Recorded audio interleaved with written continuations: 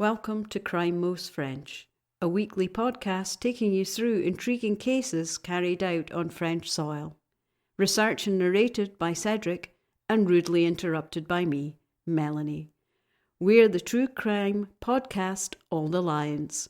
Crack open le vin and let the mayhem commence. The case this week is the Omar Raddad affair part 1. It will be a very long one, probably about 3 hours, so we will split it into 2 parts, one this week and one in 2 weeks' time. It's different from our other cases entirely. It's just such an interesting affair. We decided to look into it. Yes. On the 24th of June 1991, Ghislaine Marchal, an old lady living in the southeast of France near the Mediterranean, is found dead with an inscription in blood naming her killer in her house. So we're talking very Agatha Christie. Yes. On the 23rd of June 1991, at about 11:48 a.m., Ghislaine comes out of the shower to answer the phone. It's her friend Erica that called to organize a lunch between them the next day at Ghislaine's house. So she's a retiree lady Oh, that yeah, lunches. totally. I'm not even sure she ever worked. Oh, right, okay. She's a rich widow, Right. retiree. So, yes, she doesn't work, so she lunches. Yeah, I mean, if you live in the southeast of France, then you have to be reasonably wealthy. Yeah. Ghislaine is in a hurry because she's expected to lunch at 2 of her friends at 1 p.m., so she lunches every day. Okay. It is the last time anyone hears from Ghislaine. Right, okay. Her friends, expecting her for lunch, get worried. They try to call her several times from about 1:30 p.m., but nobody ever answers the phone. Okay. At about 6 p.m., another friend of hers, Colette, goes to her house and rings the bell. Mm-hmm. No answer. And still no answer on the phone. Is there something equivalent of like the welfare checks, which is something you hear the American police force do? No, it's an American thing. I've never heard of it being done here. I'm sure if you call the gendarmerie and ask them, they might do it, but it's not the normal thing to do. Most people would never think of that. Because, I mean, presumably she would fall into, more vulnerable category of member of society where, it could be that she could be fine, but she's lying on her floor, after falling in the shower or something. Yeah, it would be possible, yes. So, no, it's not a normal thing, but I guess they could have. Yeah. And in fact, they do eventually. Right. But it's not something you automatically would think of doing in France. No. Okay. It would be fairly unusual for someone to ask police or the gendarmerie to go. Yeah. On the 24th of June at about 11:30 a.m., as agreed, Erica arrives at Ghislaine's house. Okay. She rings the doorbell over and over and over. She calls at the door, no answer. Erica and Colette alert another of Ghislaine's friends, Francine, who contacts the company that does house maintenance for Ghislaine early in the afternoon. Presumably, they think that they'll have a key because they come and do stuff around the house, which is not there. They come. The house is dark and quiet. There is no sign of a break-in. The shutters are only open in the bedroom. On the bed, undone, are a pair of glasses and a newspaper. In the kitchen, there's a tray with the rests of a breakfast. The house keys are on the door on the inside. Right. And the door is unlocked. The alarm system is not set. So, I mean, her house hasn't been ransacked or anything. It just very much looks like she's vanished. Yeah. It looks like she's just got up, which was the case when she answered the phone the previous day. Yes. And suddenly she disappeared. She's just not there. Okay. During the afternoon, the search starts again, because they stop for lunch. Of course they do.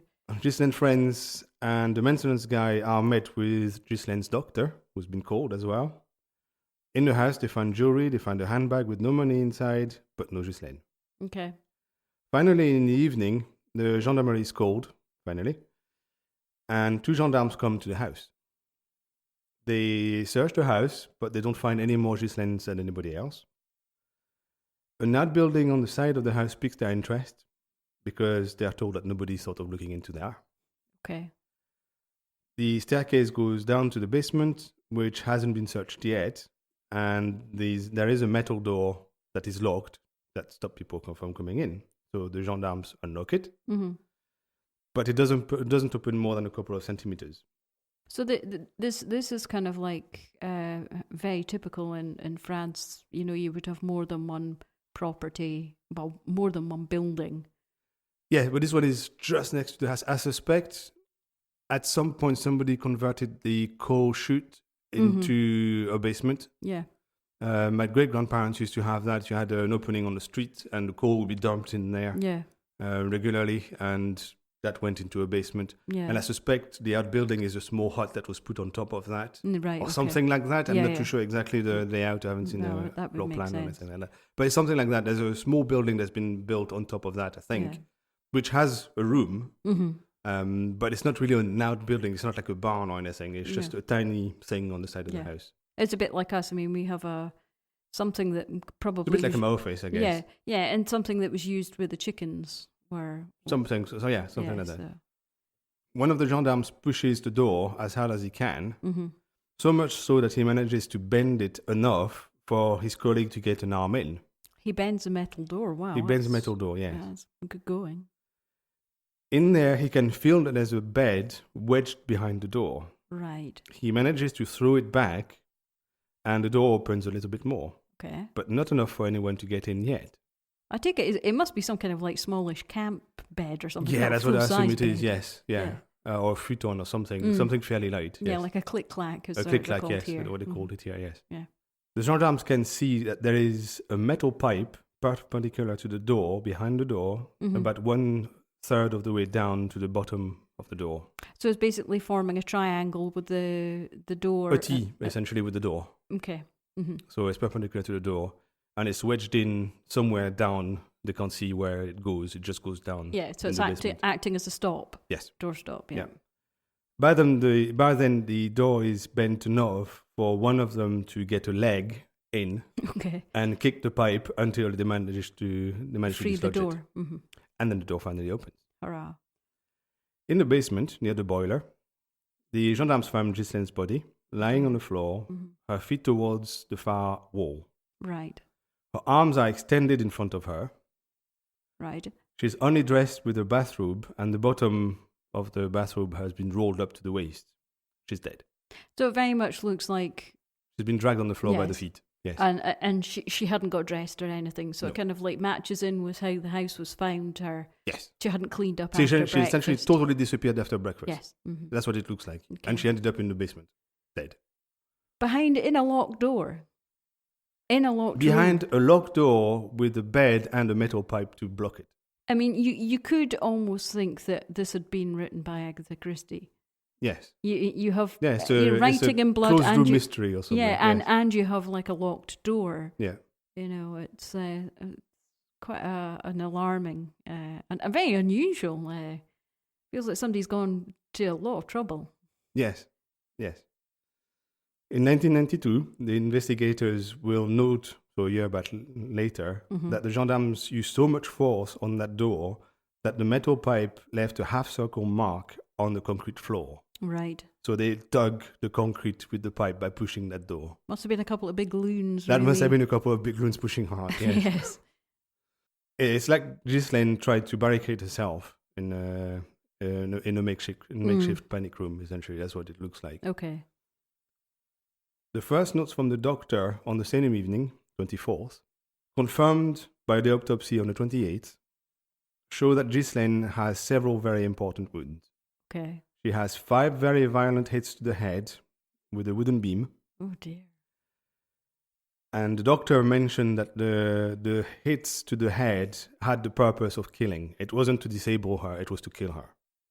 They were really, really hard. A lot of impact. Yeah, it's not like they hit her on the head until she lost consciousness. It's like they hit on the head because they wanted to kill her with that. So these must have been very deep. Yes. With a lot they would have made deep cuts. Yeah.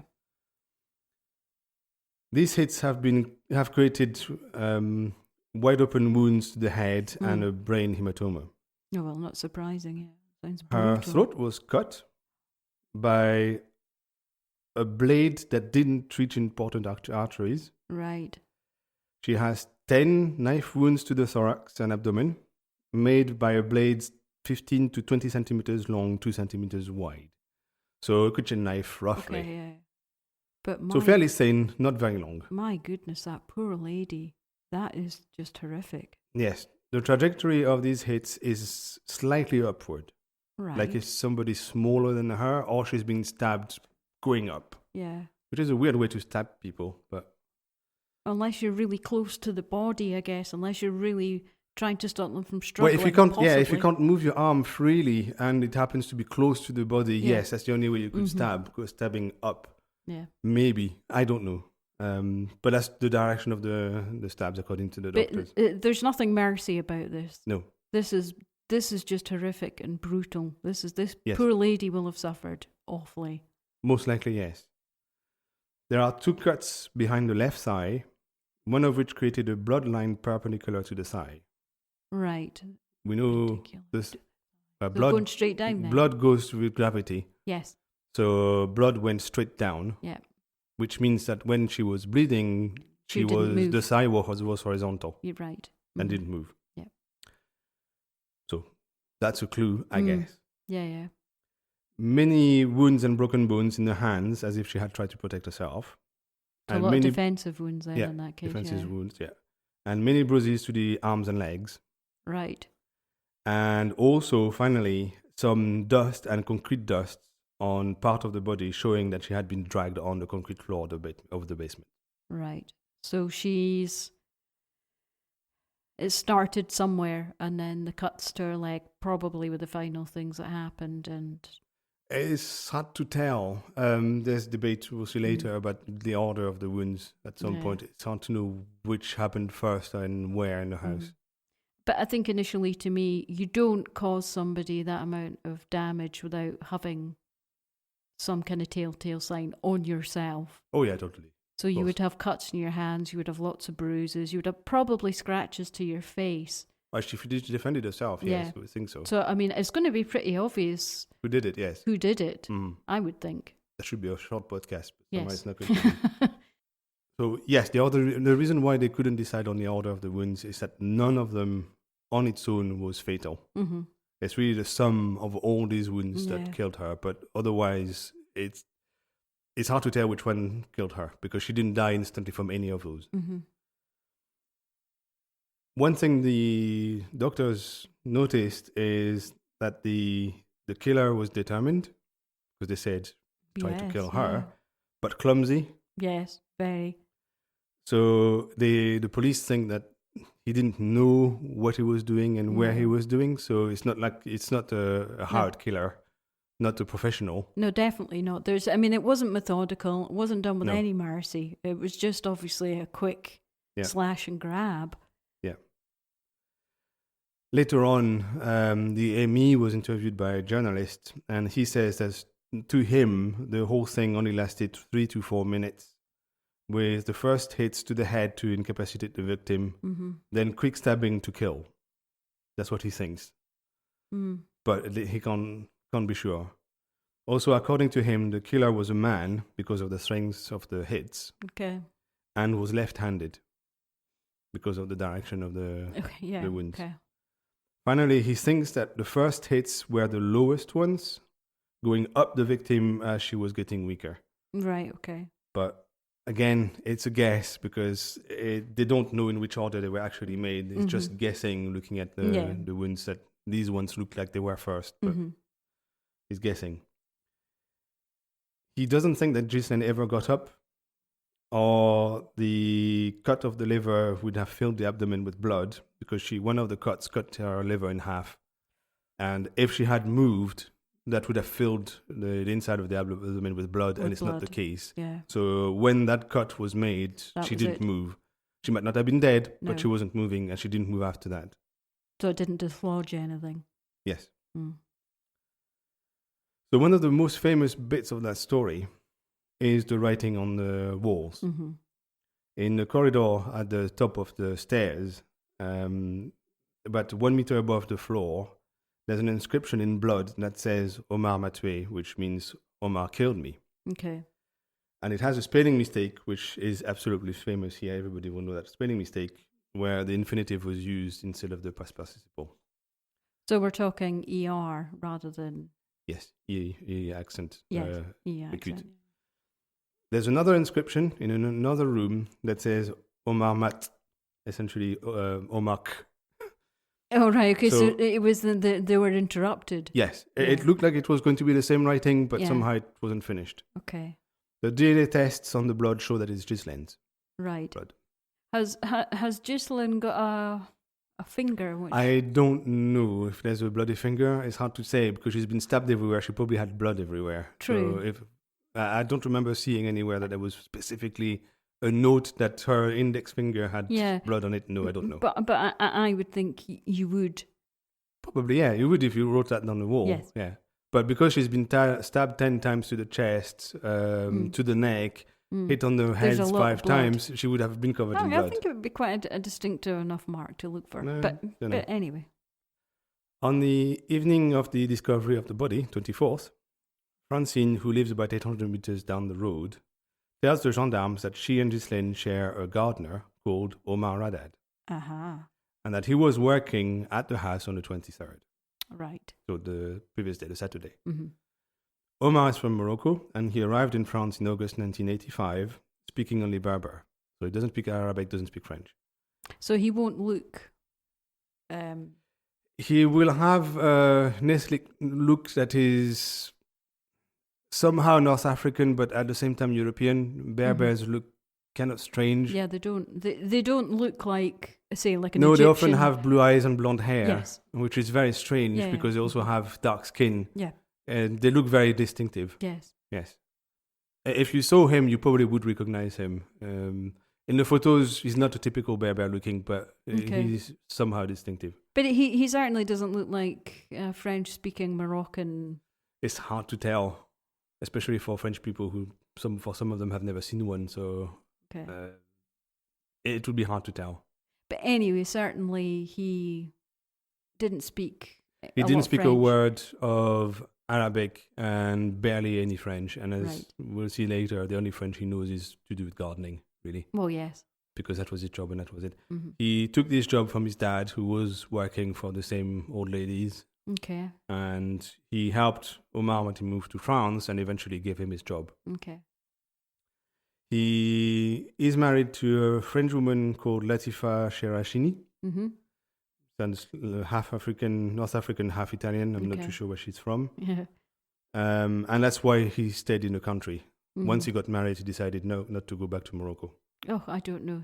These French people marrying foreigners, Yeah. Ghislaine later hired Latifa as her maid, and she even offers them a studio flat above her garage to live together for free.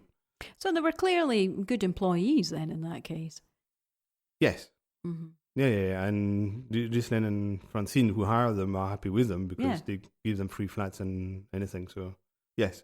Well, you don't give free accommodation to workers who, to somebody who don't trust. Yeah, yes. someone you don't trust who Definitely. doesn't do a good job. And, yes. Yeah. So. Yeah. When the third child arrives, they move out because the flat is too small for 3. Fair enough. Omar, who wrote a book several years later, says that the 2 ladies alternate to help him and his wife. Okay.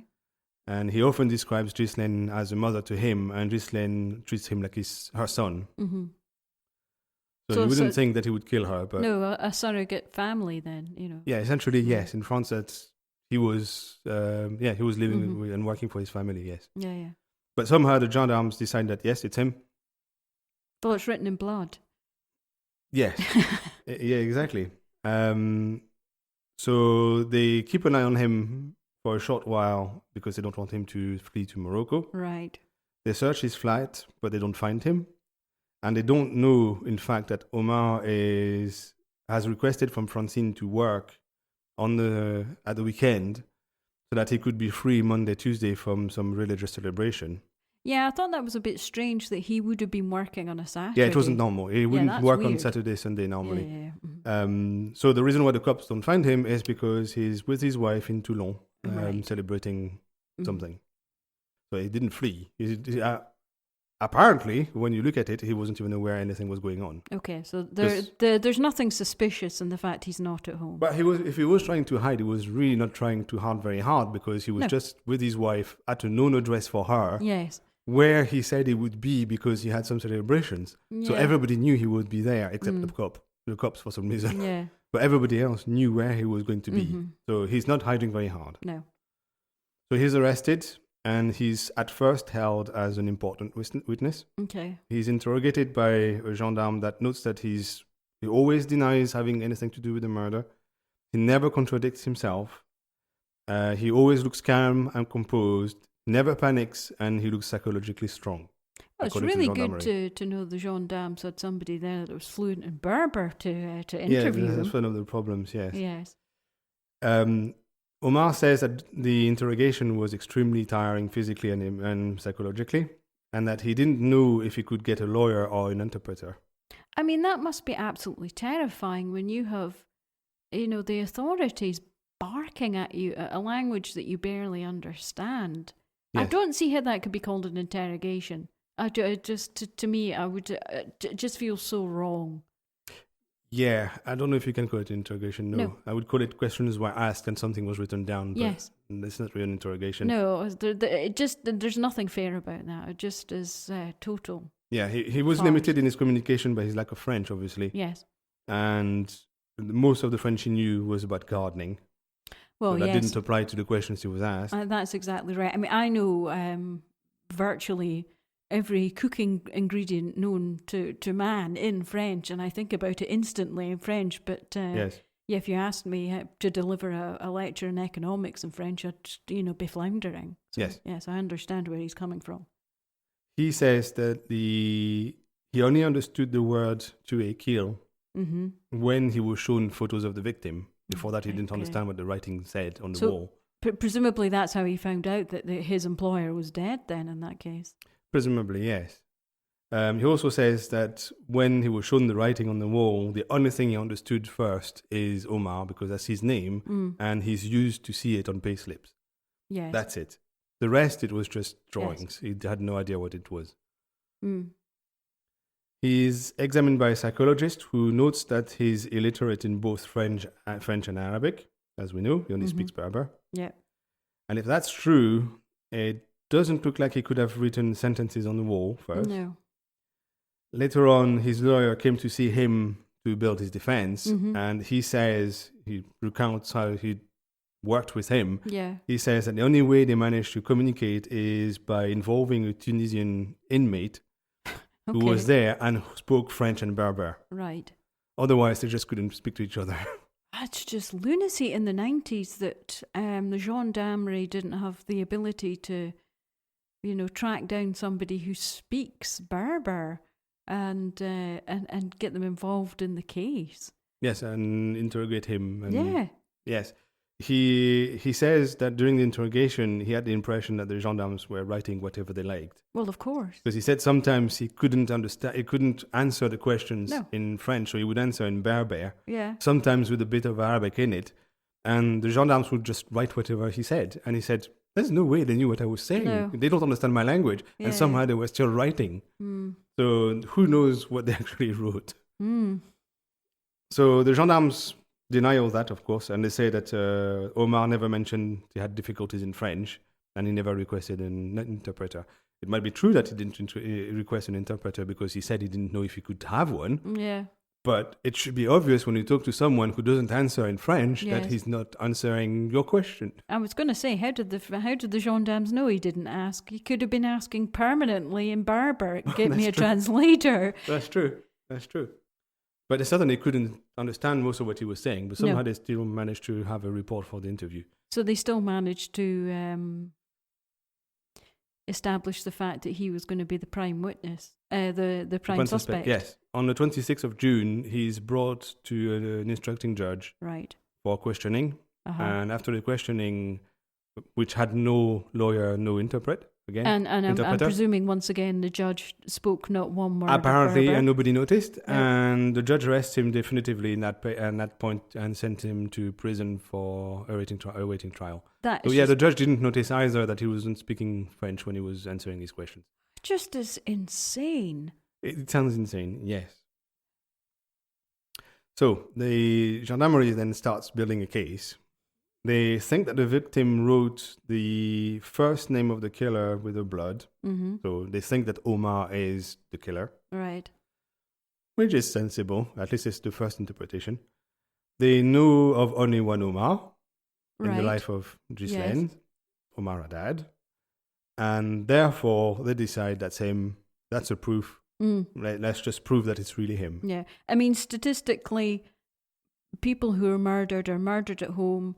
They tend to know their killer. So they've taken that assumption. That name's on the wall. She's known. She knows him. Yes. He's there. He would have had the opportunity.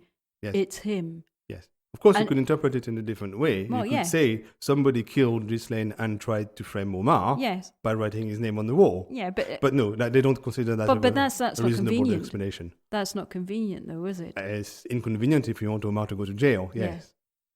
Yeah. So the judge originally that was running the inquiry was doubting a little bit that story. Right. First of all, why would someone who isn't dead yet write in blood on the wall, yes, I've been killed? Or I've been killed. Yes. It's a weird thing to write on the wall when you're not dead when you're yet. Not dead. Because presumably you're going to hope you're going to survive, and therefore you don't say, I've been killed.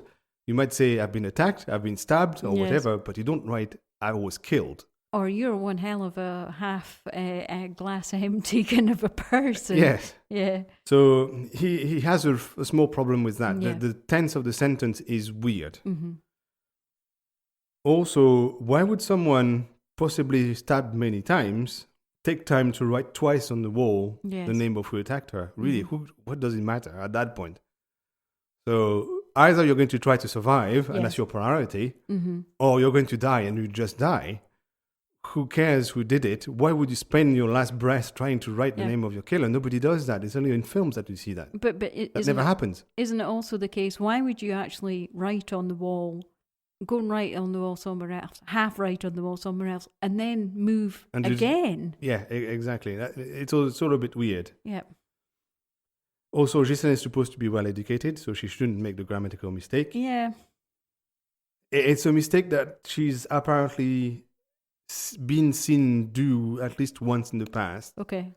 The gendarmes found invoices where she wrote payer, which is to pay, instead of payer, which means paid. Yes.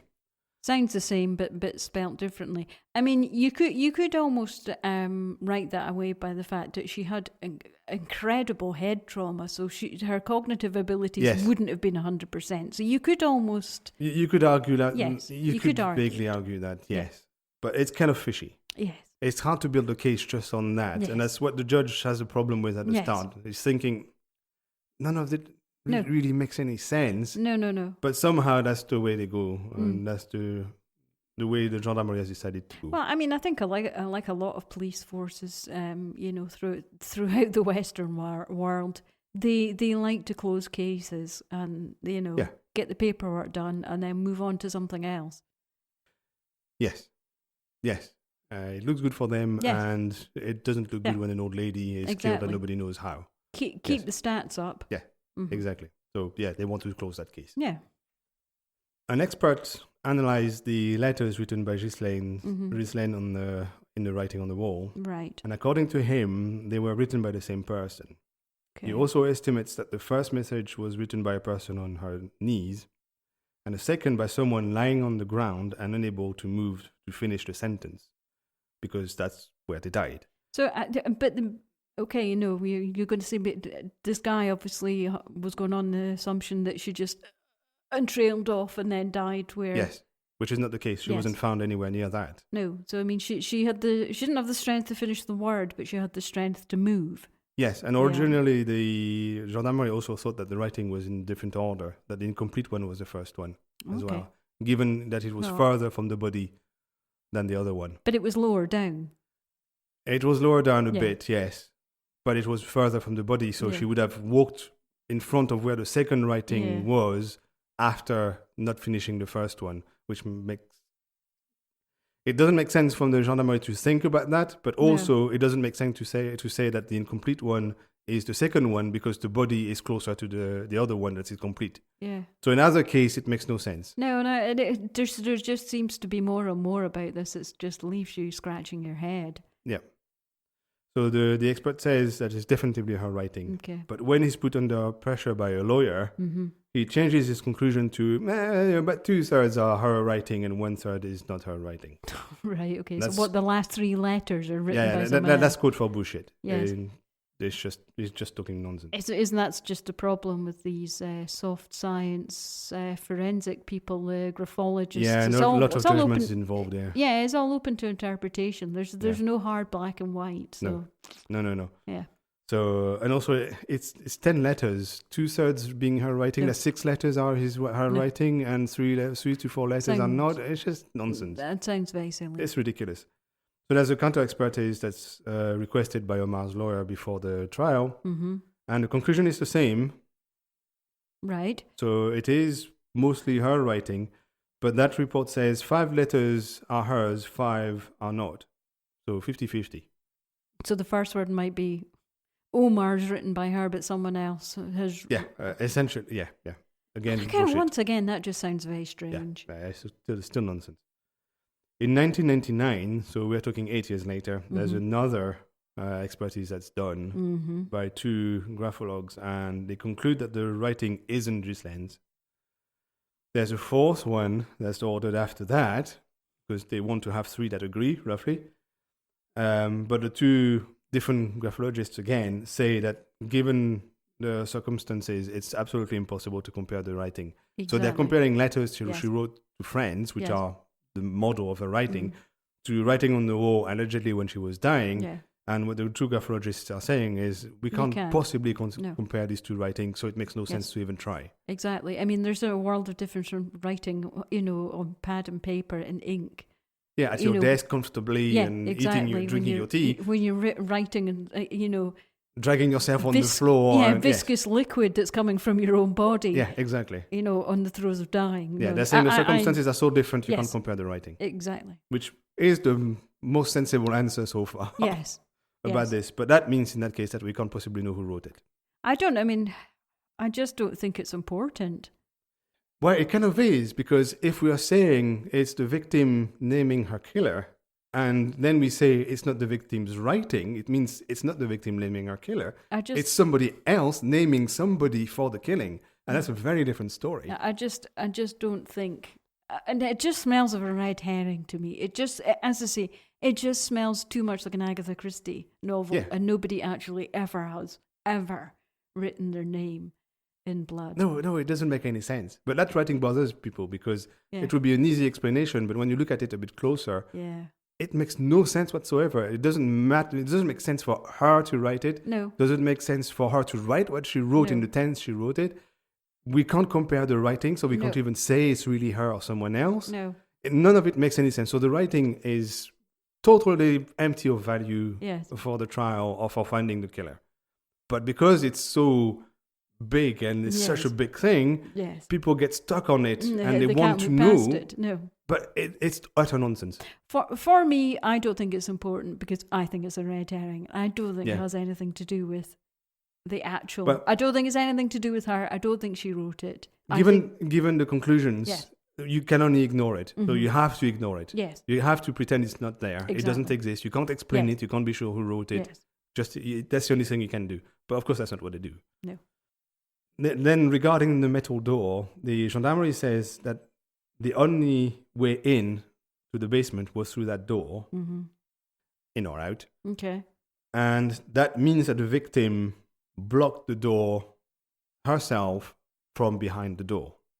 That's what they say. So when she didn't have enough energy to finish writing a word, she managed to move herself to a different location, go downstairs and move herself to a different location, close the door, move a bed and put a pipe up against the door. Yeah. They honestly, seriously think that she's going to have been able to do that. That's what they're saying, yes. That's just nonsense. That's their story anyway.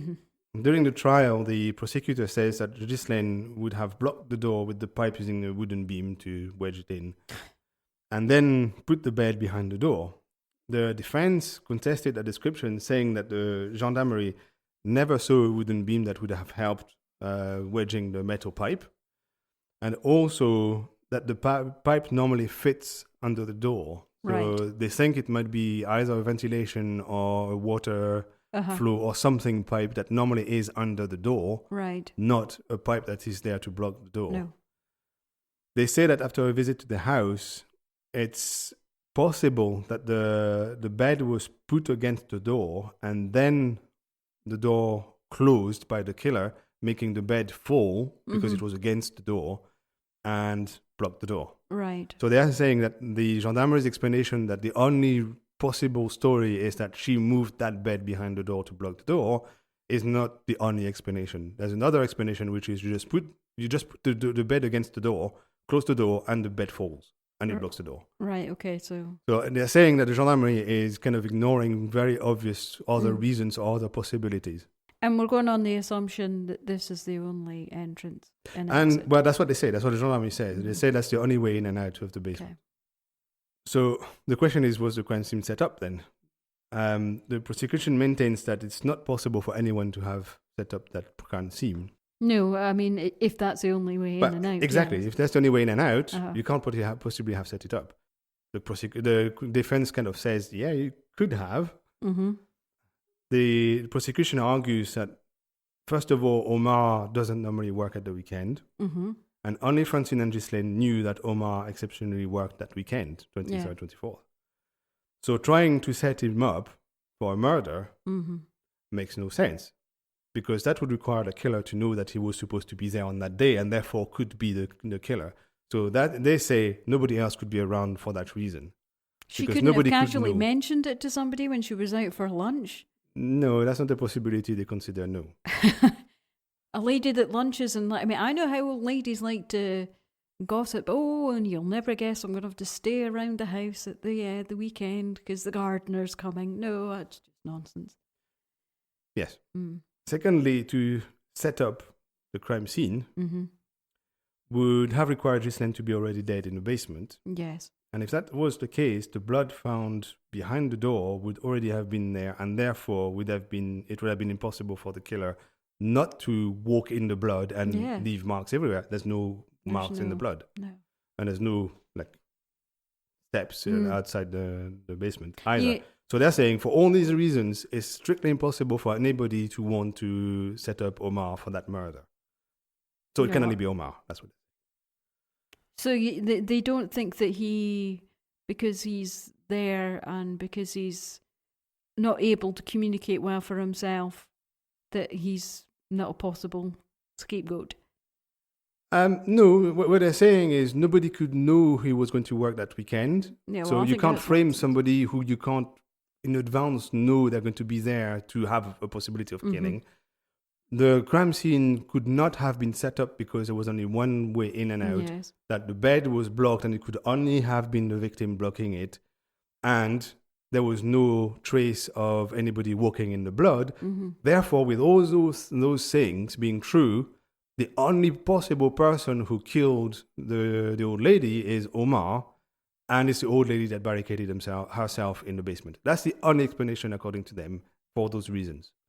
That's what they're saying. That just doesn't it makes no sense. It's not physically possible. No, they're saying that nothing else is possible. No, They're saying that that's the only possible story. No, but their story just isn't physically possible either. No, but they're saying that because there's nothing else that's possible, that has to be the reason. They essentially are arguing Occam's razor by saying everything else is more far-fetched, therefore that story has to be true. No, there's more than one other explanation, just because of what they're Well, one of the things we can wonder is it really true that there's only one way in and out? yes. Because that's what they say in their report. But the prosecution's documentation doesn't mention any other way. Right. Nobody, not the gendarmes, not the lawyers, not the judges, not Omar even, remembers ever having been in a small room just next to the basement that was used as a wine cellar. So suddenly there's another room that nobody's ever mentioned and never seen.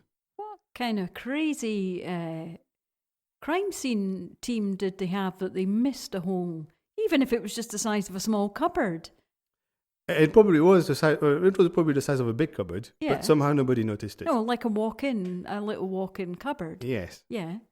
So these two rooms communicate, Yes.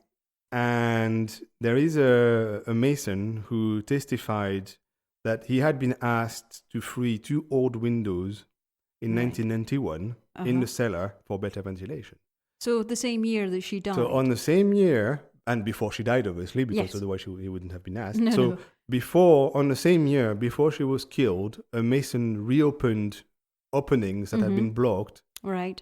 to have windows in that small room for ventilation. So we're no longer dealing with a locked room problem. So we go from a locked room that has only one way in and Yes. out that was blocked by the victim into two. we have 2 rooms, Yes. one communicating with the other, Yeah. and the smaller room has windows that go out. I'm presuming these windows are reasonably sized, are they? I don't know. I haven't seen the size of the windows. Or do you need snake hips sticking a I don't know. worm out of them? At the time of the inquiry, they're saying that the windows were blocked, and that's the reason why nobody saw them. So a piece of wood or Right. something dark. Yeah, but essentially. something that could have easily have been... Well, exactly. Could somebody have removed that, Yes. gone in or out, Yes. and put it back? Mm-hmm. But because nobody saw that room, there's no explanation for that. Then who knows? Nobody looked. So it just seems very slapdash. It seems, yeah. It really does read like it's somebody's novel. Yeah. And gendarmerie are just going down that Yeah. lane and trying to prove that it is the story. Yeah. Yeah, that's what it looks like. Yes. So here is what the prosecution offers as the story of what happened. Ghislaine would have gone down to the basement to switch the swimming pool filtering system because Erica was coming the next day for lunch. Right. And they had a habit of sitting around the swimming pool. So she wanted the swimming pool to be clean. My, that does So- sound decadent. I wish I was living in the southeast of France. She was wearing outside shoes. Okay. And therefore, the gendarmerie says she was doing stuff outside. She was preparing something Mm-hmm. to happen outside. Omar would have come to the house to ask for money on that day, Okay. and Ghislaine would have refused. He would have got very angry and hit her. Seeing what he had done, he went to the storage of gardening tools and got the hedge trimmers and stabbed her with it. The reason why the stabbing appears clumsy is that Omar has a partially disabled right arm Right. due to an accident at the level of his elbow in 1988. I think it was a motorbike accident. So his elbow doesn't work right on his right arm. Okay, but they're saying these are like big big hedge trimmer Yes. type things. Those are not the same size as That's a kitchen problem, knife. yes, because the doctor said the blade would be 15 to 20 centimeters, 2 centimeters thick. That would make the hedge trimmers good for cutting 2 leaves at a time Yeah. because they would have to be absolutely tiny, and that makes no sense. That's not the wound. These are Barbies. Yeah, I mean, essentially, yes. they're tiny. And Yeah, because the actual blades are going to be Yeah. 50 centimeters long, No. at least 6 or 7 wide. No. But that is their story anyway. Also, there would probably be a lot of vegetative matter and lots of... Yes, I haven't seen mention of that. I don't know. I haven't seen the Emmys record. It's not like the US. Things are not released publicly No, okay. very, very easily. Usually records are locked for a long time before you can access them.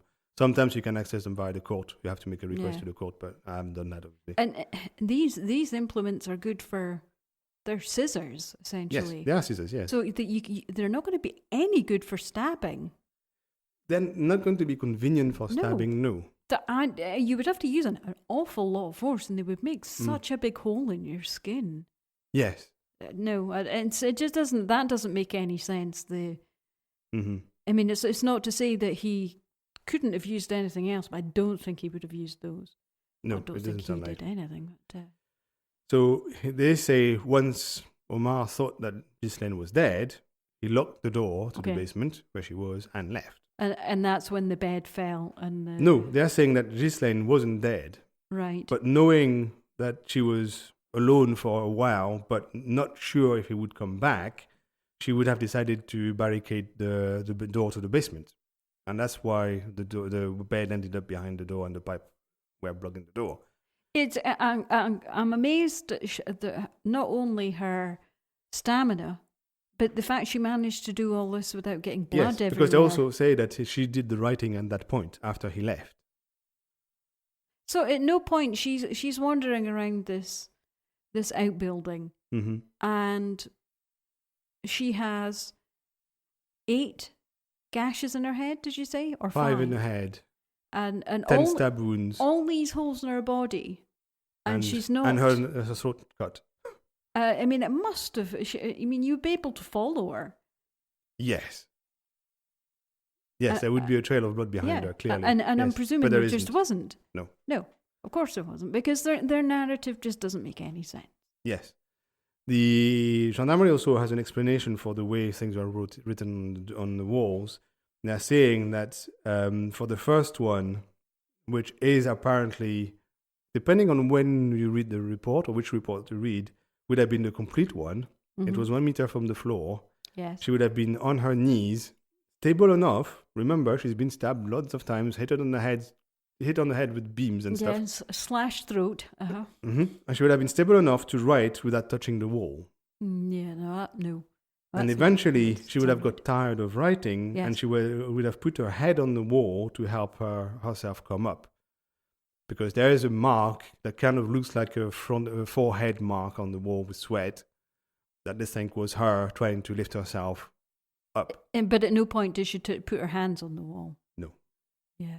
That sounds weird as well. That sounds very strange. Because even if you have a broken hand, your first reflex is going to put your hand on the wall and, that really hurts and I'm going to do something else.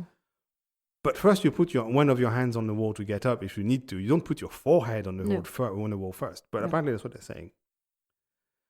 And then they say that she would have gone to the basement, switched the light on, because the basement is dark, of course, because remember there's no windows or anything. Leaving all the blood all smeared all over the walls because she's stumbling around. Yeah, no, she's not stumbling. She's walking fine. Okay. She would have moved the bed, put the metal bar behind the door, just in case the killer came back. Once again, not leaving a single blood mark anywhere. Yep.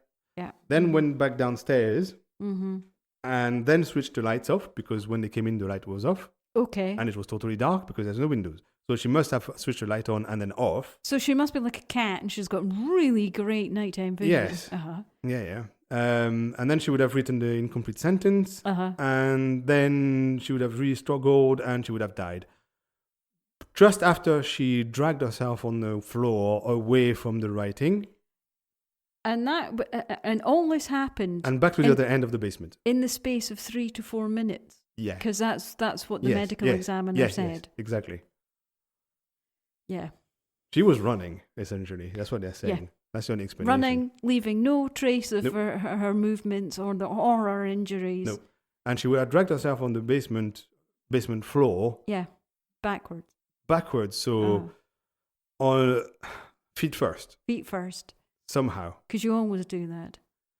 Yes, because remember she was found lying down with her arms stretched above her head, like she had been dragged on the floor. Yes. And her bathrobe rolled up. So she dragged herself feet first, arms up, until she died. That's what they're saying. Because there's no way Omar could have got back into that room. They have to be consistent in their story. They're saying it's not possible for anybody to have gone in and out. Therefore, she must have done all that herself. I seriously can't understand how a judge looked at this and thought it was a plausible thing to charge anybody with. It just, none of it makes any sense. It's just not, from about 4 or 5 different aspects, it just doesn't make any sense. No. As expected, the defense doesn't believe that story, obviously. Well, no. First, even the gendarmerie says that Omar isn't a killer. They don't think that he had premeditated the murder. Or they think it's manslaughter. Yeah, that would be, manslaughter. Okay. That's what they're saying. They're saying. However, when he's arrested, he doesn't have a scratch on his body. No. So you would think that Ghislaine, who was running around and doing lots of those things, and we know had defended herself. Yes, I mean, she's got broken fingers and stuff, and she would have had stuff underneath her fingernail. She must have clawed. Probably, but also he would have some marks, at least a scratched. But he has 0 scratch. And also, nothing. when you're stabbing a body, we've heard it time after time after time, because there's so much viscosity and sweat, you end up damaging your own hands. But none of that has been mentioned either. No, because there's nothing. No. The Omar has not a mark, nothing, absolutely nothing on his body. Also, they find his clothes, which haven't been washed. So the clothes he was wearing on that day, the gendarmerie find them. Right. And they don't have a speck of blood on them. So there's a slight problem for the defense, because they are saying if he didn't plan that murder, not only he was really good at killing someone without getting a single scratch, but also he would have had to bring a change of clothes to not have blood on his work clothes of the day. Mm-hmm. But if he didn't plan the murder, why would he have done that? He wouldn't have brought the change of clothes. No. So in that case, how does he not have any blood at all? Not a speck, absolutely nothing on his work clothes. It's almost like the gendarme story just isn't possible. Nearly, yes. So the defense has a big problem with that. Yes. Also, given the wounds that Ghislaine has, the prosecution story about her moving around and not touching anything and moving beds and stuff is totally unbelievable. Mm-hmm. There's no way she could have done that in her condition. No. It's more like somebody did all those things and written on the wall. Yes. That would be way more believable. Yes. But they're saying that it's not possible. Remember, they have to be consistent. They're saying nobody else could have gone in and out, nobody could have done all those things. Therefore, it has to be her. But it makes no sense. It's not possible. No. Also, when you look at the wounds, especially the one on the thigh, remember we mentioned there was a cut that created a line of blood that was perpendicular to the thigh. Yeah. And because we know blood goes down with gravity, yes, that means that she was horizontal at the time. Mm-hmm. How could Omar have stabbed her, let her bleed, left, and then she got up? Yeah. She moved the bed, did stuff downstairs, dragged herself on the floor. Whilst defying gravity. And somehow the blood went into a straight line, perpendicular to the side, like she was... the doctor that examined her said it would have taken about 7 minutes to coagulate. So for 7 minutes, she would have stayed horizontal for that blood to dry, and then she would have done all the things she did in the basement. How long did they say it would take to coagulate? 7 minutes. 7 minutes. But the thing is... But the doctor said that she would have... took 3 to 4 minutes to die. Exactly. It's just... None of this is possible. No, that's why it's a crazy story. Yeah. And that's what we're talking about today. Yes. None of the story given by the prosecution and gendarmerie makes any sense. It's not consistent. Some of it is not true. It has to be because the story itself makes no sense. Yes. But they stick to it. Of course they do. Somebody mentioned that the cut to the thigh is something that hunters do to check that the prey is dead.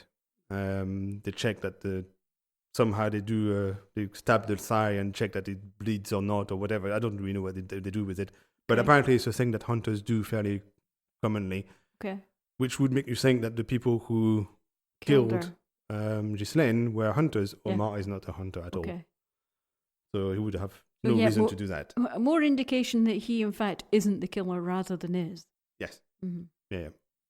So, and finally, as we said before, the hedge trimmers don't look at all like the murder weapon. Scissors. So all these reasons are why the defense has a big problem with the story provided by the prosecution. Yes. And then there's a number of controversies. Right. That's even before we get to trial. Right. Remember, we're not at the trial yet. No. It's stuff that comes out before the trial. Right. So one of them is the incineration of the body. Ghislaine was incinerated. So she was cremated. Mm-hmm. Even though, according to her friend, she wanted to be buried.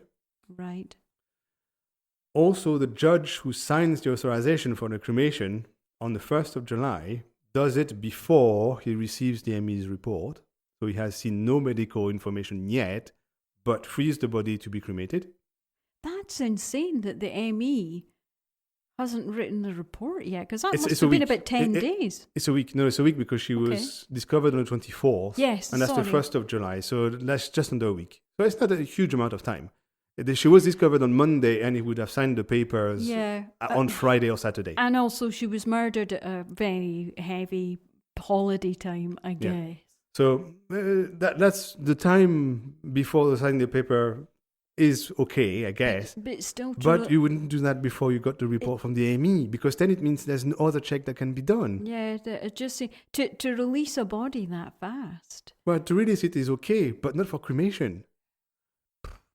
Okay. Because then that means that absolutely nothing can be checked again. No. The only information we have regarding the body and the condition of the body is what the ME and the gendarmerie wrote. Yes, and photos. Presumably. And they're both on the same side. Oh, yes. And that's it. There's absolutely nothing else. And we can never know any more than what they wrote or took photos of or whatever. But we can't go back and say, oh, was there arsenic in her body? No, because nobody checked and the body's gone. That's totally crazy. Yeah. But that's one of the things, one of the controversies. The second one is on the time of death. The time of death has been interpreted in several ways. Mm-hmm. On the 28th, during the autopsy, it is estimated that Ghislaine died on the 23rd at about 12 p.m. The reason for that is that she had been on the phone just before that, so she couldn't be dead before that. No. And that she wasn't dressed. Yes, so right. She hasn't spent much time doing anything after that phone call. And she stood up her friends as well, didn't she? Yes, she didn't wear makeup, and she didn't turn up at lunch. So they say she has to have died at about 12 p.m. on the 23rd, yeah. In a report written on the 2nd of November 1991, so we're talking many months later, the MEs, it's two MEs I think, placed the time of death to Monday 24th, so not the 23rd, the 24th, between 11 a.m. and 1:30 p.m. The reason for that is the rigidity of the body when it was discovered on the 24th, which was placing the time of death 6 hours earlier. So if she was discovered, remember, they didn't find her on the 23rd. It's only on the 24th in the evening the gendarmerie was called. According to the state of the body, on the 24th in the evening, she would have died 6 hours earlier. So she died at lunchtime on the 24th. Right. Then that causes a problem because Omar was not there on the 24th. He was in Toulon. Yeah, he was with the Remember, when they found the body, he was with his wife in Toulon. Yes. So that causes a problem for the story again, because they say the only time he would have killed her is on the 23rd at lunchtime. I'm a bit perplexed as to why a modern ME can't give a really accurate time of death. No, he does. The problem is it doesn't match the story. He says, when I found the body, the body told me it died 6 hours before I found it. So Which 6 hours before the 24th that would have put it on evening. the 24th then. Yes. Yeah. So that causes a problem. So the defense says, what's going on? That is not what the story we heard from the prosecution. But she didn't turn up to lunch the previous day either, though, did she? No. She wasn't seen or heard after 11:48 a.m. on the 23rd. She didn't turn up to lunch at 1 p.m. on that day, and that's why they weren't looking for her. Yes. On the 23rd, they don't find the body, and it's only on the 24th evening they find the body. And at that point, it could have only been dead for 6 hours.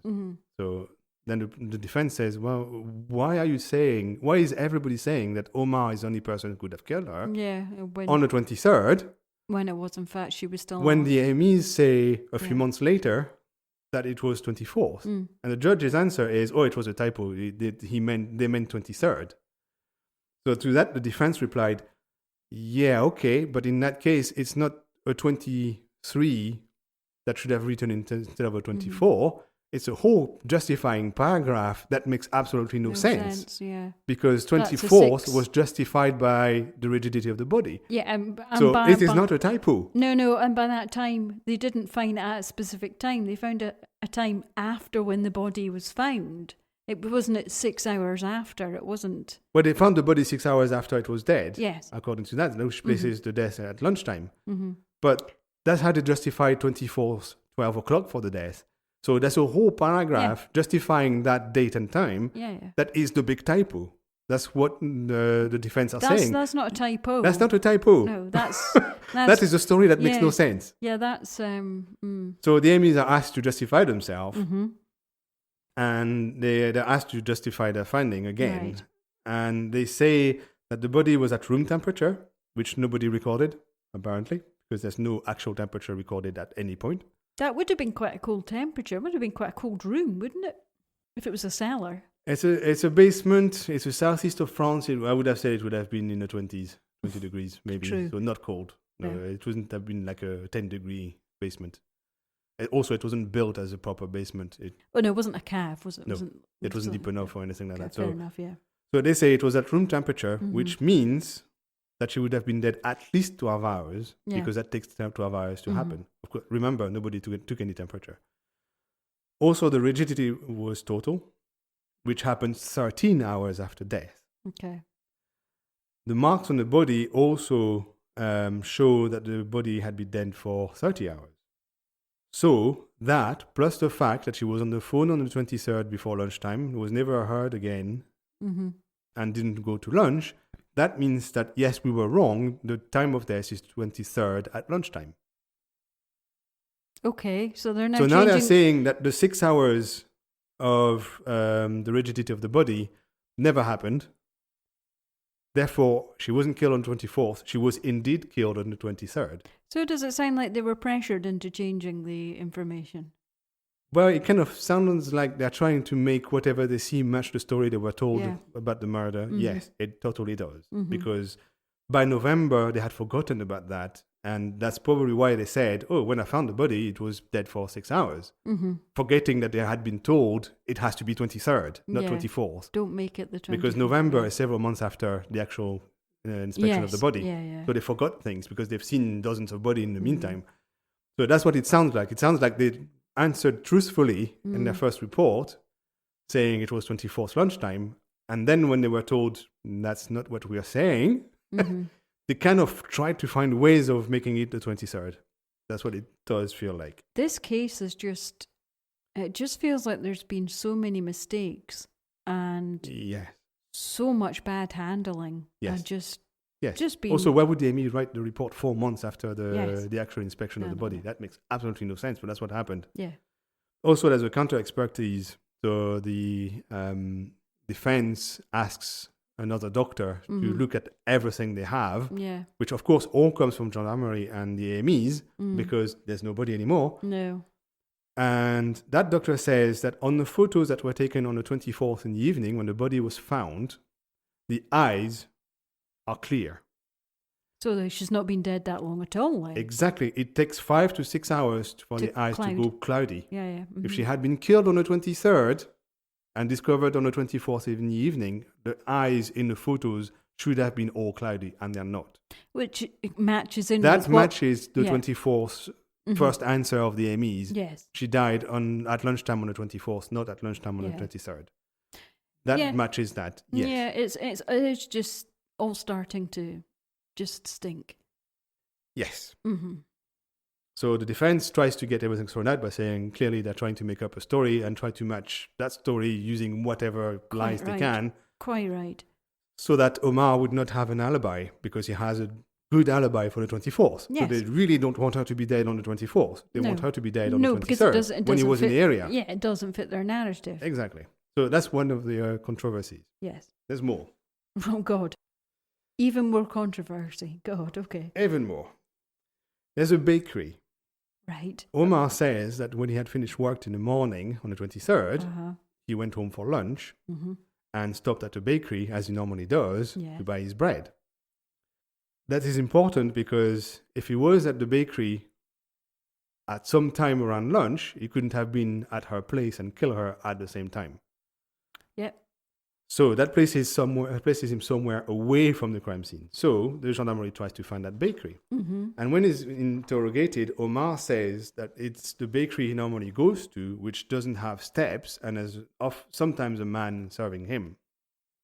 So they go around and they find one called La Uchapa that matches that description. Mm-hmm. So they question the owner, and the owner doesn't remember Omar at all. Remember, we said Omar is kind of distinctive. Yeah, that's true. So, no, doesn't remember Omar on that day, on the 23rd at all. Right. So the prosecution says, well, clearly he's lying, and he was never at the bakery. Well, it's good that they took him along just to confirm that they were in the right place and Yes, give the guy exactly. a chance to look at him. You would have thought they would have done that, but they didn't do that, no. Oh, no. In his book, because Omar wrote a book a few years later, Mm-hmm. I guess in prison he had nothing else to do. Spoilers. Spoilers. Well, we can clearly see where that's going. Yes. Not really spoilers. He points out that there was confusion about what bakery that was, and he didn't realize during the trial, because remember, he doesn't understand what's being told. So he's translated some things, I'm guessing, during the trial, but not everything that, because when you have several people talking, Yes. not everything's translated. So he never noticed there was a confusion about the bakery, because he says that the one he went to has steps. Right. The gendarmes, when they interrogated him, wrote it doesn't have steps. Right. And that is the first one on his way home, which makes total sense. Not Well, that yeah, other one at the other part of town. I mean, I would have looked. If this was me and I was the police, I would be looking either the closest bakery to Ghislaine's place or the closest bakery to his house. Totally. Well, Omar says it was the first one on his way home. Yes. Yes.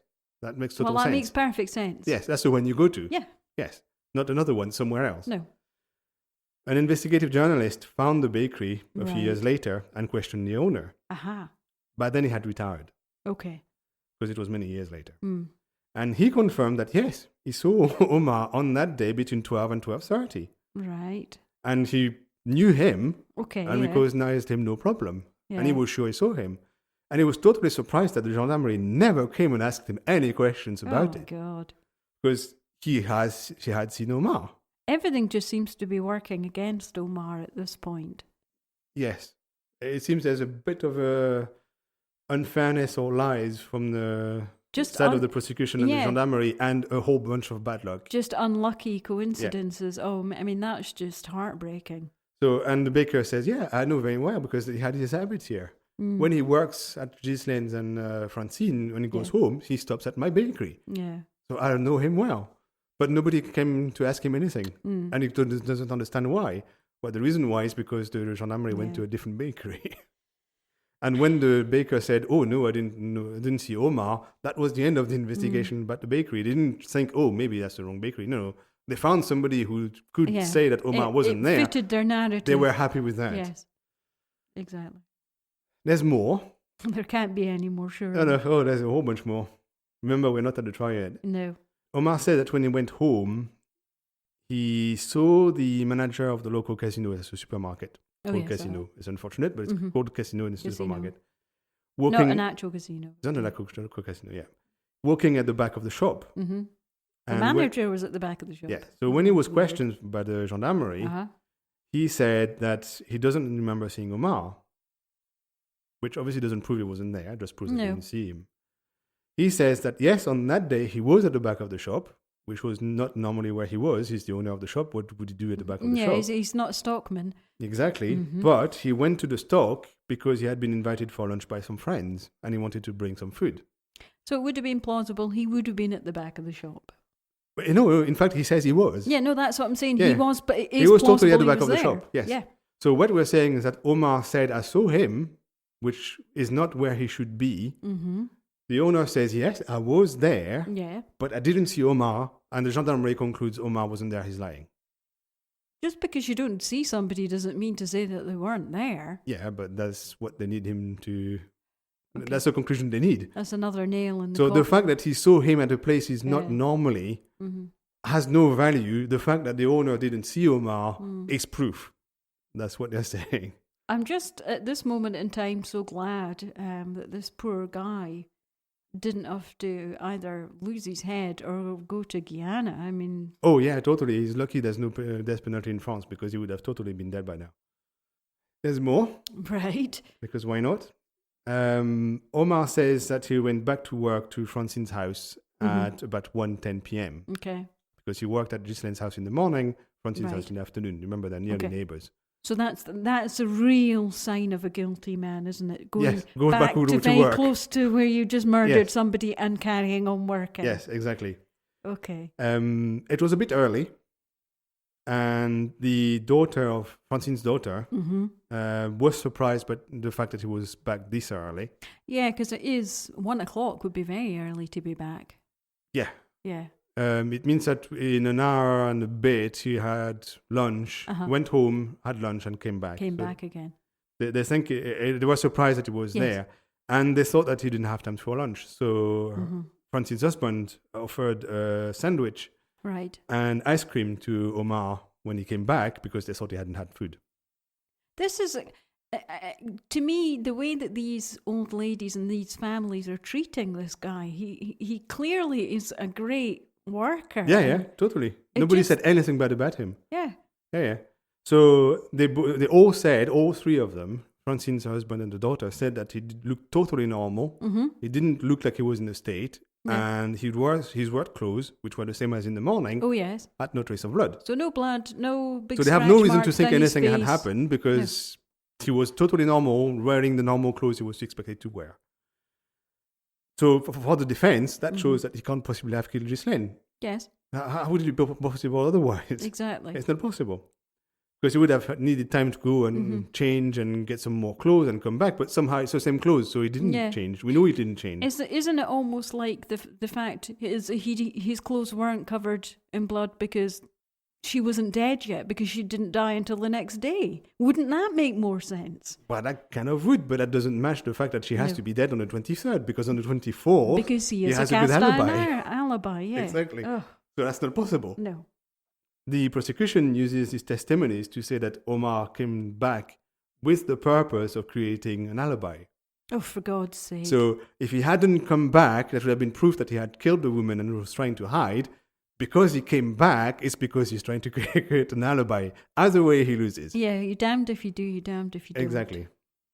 There's another story that comes out, which is a phone call. Right.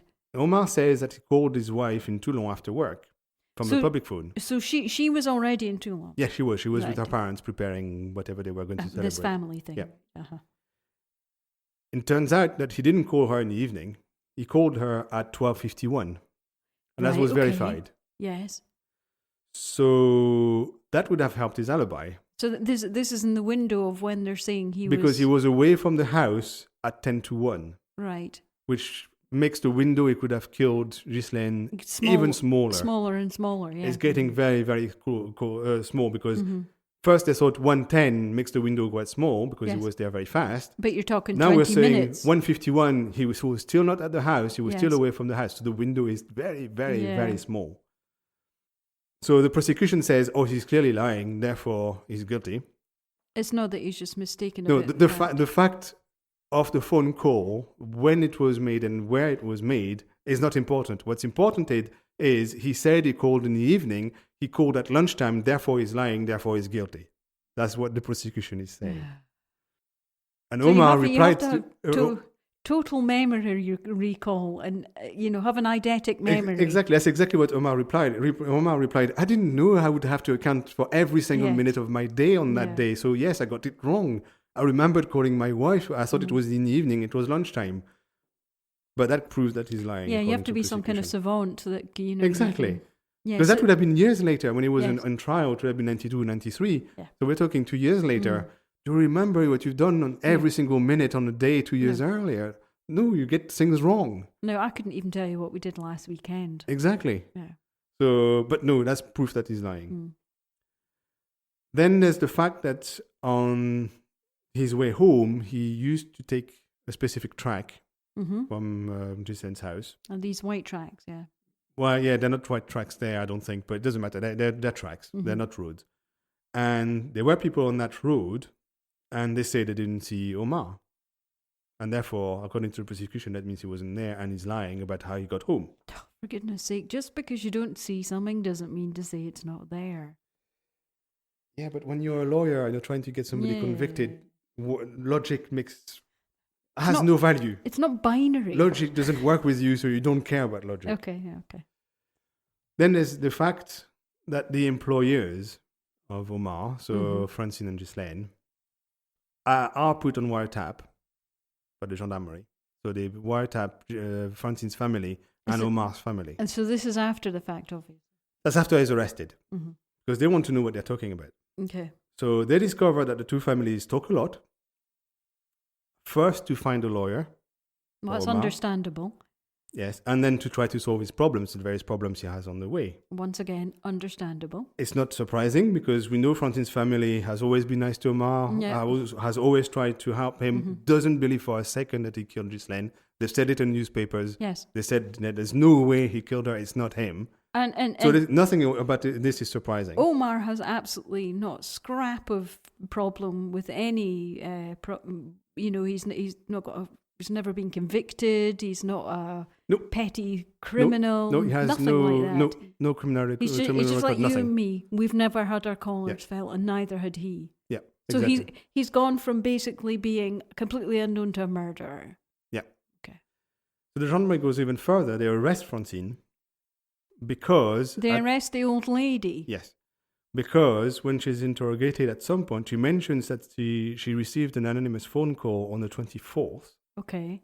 And somebody on the line says, your gardener is up to no good. She wrote it with her blood. And they arrest Francine because she forgot to mention that the first time they interrogated her. Oh, she's keeping... So they're saying she's lying. She's tampering with the evidence and keeping things from the police. Yeah. So because she didn't say it the first time, they say she's hampering the investigation and she's lying, and therefore they arrest her. They let her go eventually, but they arrest her for that reason. Man, they look petty and desperate. Yes. Also, when the prosecution prepares the trial, they try to find a mobile for Omar. Okay. Why would he have killed Ghislaine? She always helped him, always gave him money, gave him a job, gave his wife a job, gave them a flat. Yeah. Why would he kill her? Yeah. Well, they found a reason for that. They say that he didn't plan to kill her. Yeah, but when he went to her house, he asked her for money, and she said no. So this is kind of like an advance on his wages or something? It is an advance on his wages. Right. Yes, that's what he asked for, according to them. Okay. Then he went into a rage and killed her. That's their story. And had he a pattern of asking for? Well, let's not go ahead of ourselves, but it has happened once. Right. Once isn't a pattern. No. They show as proof that Omar needs money the fact that he's withdrawn a lot of money over several years. He withdrawn about 80,000 francs, which is about 12,200 euros today, over many years. That's not a lot of money over a lot of... You can't... No. It's not a huge amount of money, no. But you can't create something... I mean, it's just ludicrous. That's just ludicrous. Yes. They're saying that money was used for prostitutes and gambling. Okay. And these things cost money, and therefore he needed money. Omar replies that the money wasn't his, that it was his brother's, who doesn't have a bank account in France. And therefore, every time Omar was going to Morocco to see his family, his brother would ask him, take some of my money with you, so I get it. Obviously, his brother made some money in France and left it with Omar in France. Yeah. That's what his explanation is for that money. And I have to tell you, having to try and set up a bank account for my mother, who has a second home here, trying to open a bank account when you don't live in France is very tricky. So to me, that sounds entirely plausible. Yes. Mm-hmm.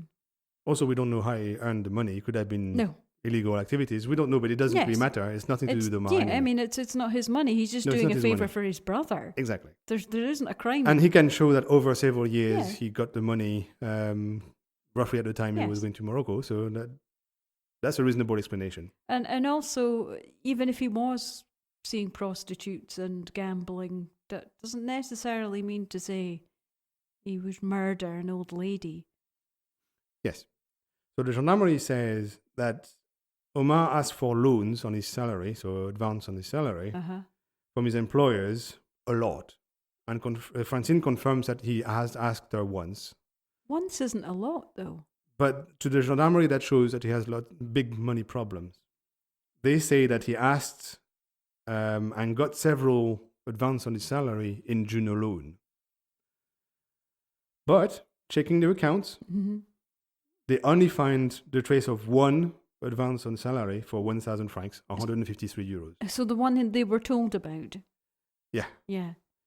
And it's not a huge amount of money. No. 150 euros. I mean, we all, if you live month to month, then, and an unexpected debt comes in, then you might need to ask for help. Remember, he's a gardener, so it doesn't make a gardener lot of for old money. ladies. He's not paid thousands. No. That doesn't seem to be an unreasonable thing to happen. Yes. Also, a forensic accountant is hired, and he denies seeing any money problem, in the accounts. Okay. Omar's accounts show that he was only one time ever late to pay for anything. Yeah. And that was his rent in June. Okay. So he's never been late for payment for anything else ever before. Mm-hmm. So he doesn't have big money problems. No, it doesn't sound like a habitual gambler anyway. Yeah.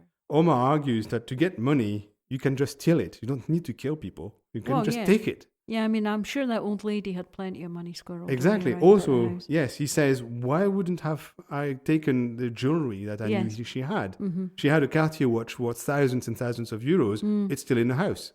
Yeah, no jewelry's been stolen. No. Nothing's been stolen. The only thing they know is the wallet or the purse was found empty of money. They don't know if there was any money in the first place in it. They have no idea. But that's it. That's the only missing thing in the house. That makes more sense. I asked for I'm desperate for money. I asked for an advance. Employer says no. I'll tell you what, I'll go and borrow it for, in inverted commas, for money that I can find in her house and then replace it later. Not murder the old dear. Yes. And then, cut my business in half. It just doesn't make any sense. And also, the missing money could be explained because Ghislaine was suspecting somebody to steal from her. Okay. But she wasn't suspecting Omar. She was expecting her maid, which wasn't Omar's wife at that point. Oh, right. Yes. Okay. It was a different person. And she was suspecting the maid to take the money because Omar was not in the house. Omar was gardening. Okay. He was never in the house. The maid was in the house all the time. What was the maid doing at the time of the... She was given time off by Ghislaine. We'll hear about it later in the next episode, as I suspect. Okay. She was given the weekend and the first days of the week off by Ghislaine. Right. And she doesn't know why. Right. Because she normally would have worked on Monday, and she was told, don't come on Monday. Well, I wonder if somebody was She wasn't visiting. there at the time. Okay. But she wasn't there because she didn't come or she went away. So she wasn't there because she was told not to there. come. Okay, fair enough. So there's no reason to suspect her. But Ghislaine suspected her to take money from her. But all in all, Omar, great employee and certainly not a habitual gambler. Omar admits that he does gamble. He plays the one-armed bandits that take 5 francs. So the penny slot machines. 90 cents. Right. Something like that. So not even a euro. So the equivalent of the old ladies at Vegas with their cups full of... exactly. That's what he does. Yes. That doesn't sound like it's, It's not... big money. It's not big money. No. It's not compulsive gambling. It's just some fun that he has because he likes it. Yes. But before you can lose thousands and thousands with those machines, you have to spend your days doing it. Yes. And Omar works. Yes. No. And he doesn't disappear for entire days. No. So he stops there, for example, on his way home or whatever. So he stops 5 minutes, play a little bit, have fun, go home. Just a but quick he doesn't flutter. Want his wife to know. Yeah. So that's why he never mentioned it. Okay. But he's not spending his time doing that. So there's no way he would have lost a lot of money. No. It's not possible on this machine. No, he's not. Unless it's your job. Yeah, he's not going in and putting it all on black. He's not doing the roulette. He's not playing poker. No, the casino confirmed that he doesn't play any of those things. He just plays the machines. The penny slot. Yeah. Oh, bless. So... It's not a bad thing, So, it's not really bad, but it certainly doesn't explain... what the gendarmerie is saying. No. As for prostitutes, because the gendarmerie said he needed the money for prostitutes as well. Yeah, okay. They're saying that he used them and spent a lot of the money that way. So, okay. The problem is they hit a problem. Okay. For 5 nights, they question all the prostitutes they find. Mm-hmm. And that's a large number of prostitutes in the area. Mm-hmm. So they go around all the towns, all the cities, and Right. they find all the prostitutes they find. And they ask them, Mm-hmm. do you know Omar? Mm-hmm. They find one that remembers Omar. Right. And she says she remembered that he looked at her. Oh, the scandal. He looked. He wasn't a client. She never talked to him. Okay. He just looked at her in the street. Now, That's how she remembers him. These ladies know their clients, and they all know each other's clients as well. Yeah. Yeah. Another one confirms that he was a client once, Right. but she doesn't testify in court. Okay. And after, when she was asked by a journalist, she totally denied having ever said that. Right. So that also stinks quite a lot because her testimony is mentioned in court, Right.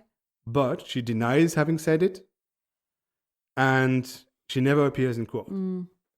But So because they mention it, Yeah. it gives credence to what they're saying. Yeah. But I mean, that's stupid. If you use sex workers regularly, you know, you're known to these. Oh yeah, they know you totally. You're known to these ladies, and as I say, they all know each other's customers. Yeah. And in the stuff. hundreds, if they have to spend 5 days and all they can come up with is one that says one she that looked was at me, at, and one that denies after the fact that Yeah. she ever said he was a client. yeah. That's not very much information. I mean, that's just nonsense. Yes. So it does not sound like he. I mean, I'm not going to pass judgment of anybody who's going to visit ladies of the night. I'm not here to judge the man's morals. But I mean, it has nothing to do with killing an old lady. Nothing. Yes.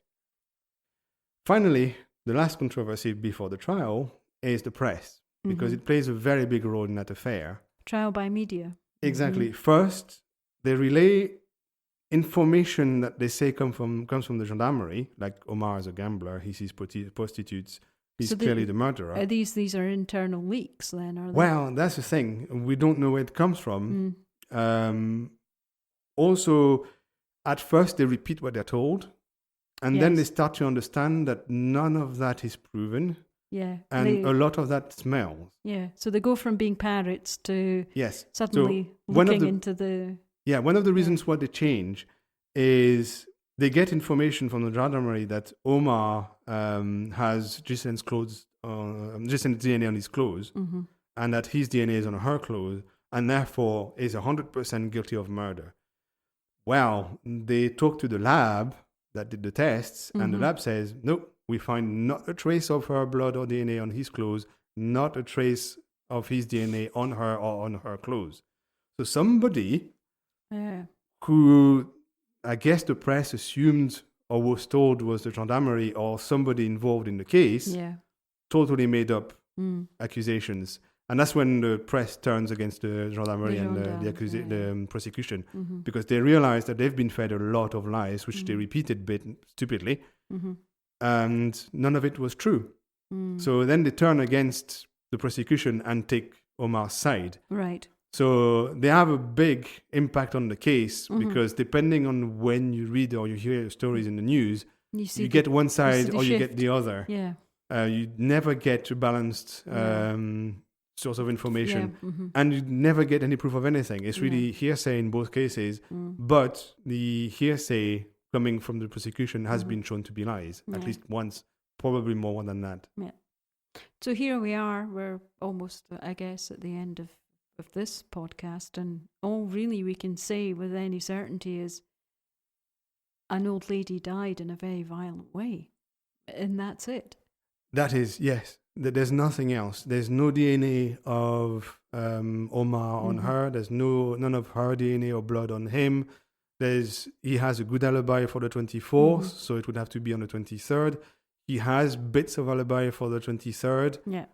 But some of them are missed, like the bakery, for example. Yeah.